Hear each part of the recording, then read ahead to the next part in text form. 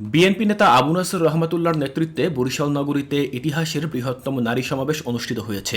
সমাবেশে রহমাতুল্লাহ বলেন, খালেদা জিয়ার আপসহীনতার কারণেই দেশে বারবার গণতন্ত্র প্রতিষ্ঠা লাভ করেছিল।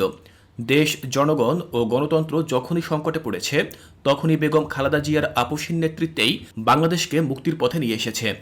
খালেদা জিয়ার আপসহীনতার কারণেই দেশে বারবার গণতন্ত্র প্রতিষ্ঠা লাভ করেছিল।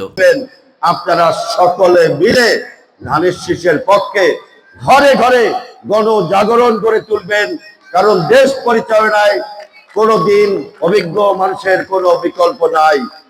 শনিবার বিকেল ৩টায় বরিশাল নগরীর গির্জা মহল্লা একে স্কুলের মাঠে বিএনপির চেয়ারপারসন ও সাবেক প্রধানমন্ত্রী বেগম খালেদা জিয়ার রোগ মুক্তি এবং পরিপূর্ণ সুস্থতা কামনায় নিজ উদ্যোগে সদর আসনের সকল নারী সমাজকে নিয়ে এক বিরাট নারী সমাবেশ ও দোয়া মাহফিলে এসব কথা বলেন তিনি আরও বলেন, ফ্যাসিবাদের জননী শেখ হাসিনা বারবার খালেদা জিয়াকে দেশের বাইরে পাঠানোর প্রস্তাব দিয়েছিলেন, কিন্তু তিনি কখনোই আপোষ করেননি। তার আপোষহীন অবস্থানের কারণেই তাকে কারাগারে যেতে হয়েছিল, অথচ কারাগার থেকেও তিনি গণতন্ত্রের জন্য আন্দোলনরত জনগণকে অনুপ্রেরণা দিয়ে গেছেন।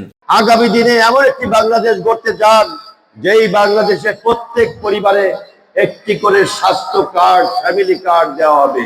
এই ফ্যামিলি কার্ড দেওয়া হবে একজন নারীর হাতে, যিনি ঘরকে সামলান, ঘরকে পরিচালনা করেন। কারণ ফ্যামিলিকে পুরুষের আধিপত্য বেশি, নারীর আধিপত্য কম।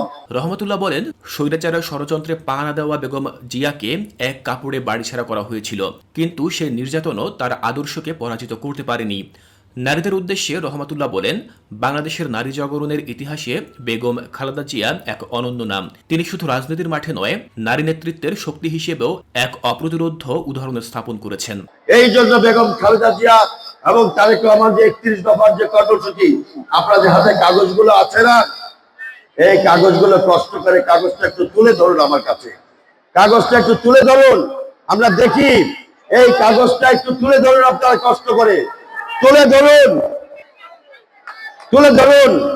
আলহামদুলিল্লাহ, এই 31 দফার আলোকে আগামী দিনে আমরা বাংলাদেশকে গড়তে চাই।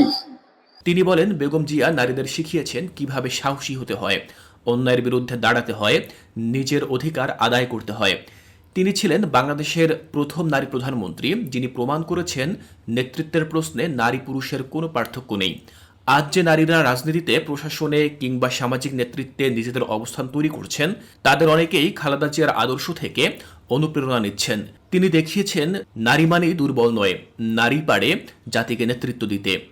এ সময় সমাবেশে বেগম জিয়ার সুস্থতা কামনা করে সকলের কাছে দোয়া চান রহমতুল্লাহ। সমাবেশে বিএনপি ও অঙ্গ সংগঠনের বিভিন্ন পর্যায়ের হাজার হাজার নারী নেত্রীরা অংশ নেন। তারা বেগম খালেদা জিয়ার সুস্থতা কামনা করে দোয়া মোনাজাত ও সুষ্ঠু নিরপেক্ষ নির্বাচনের দাবি জানান।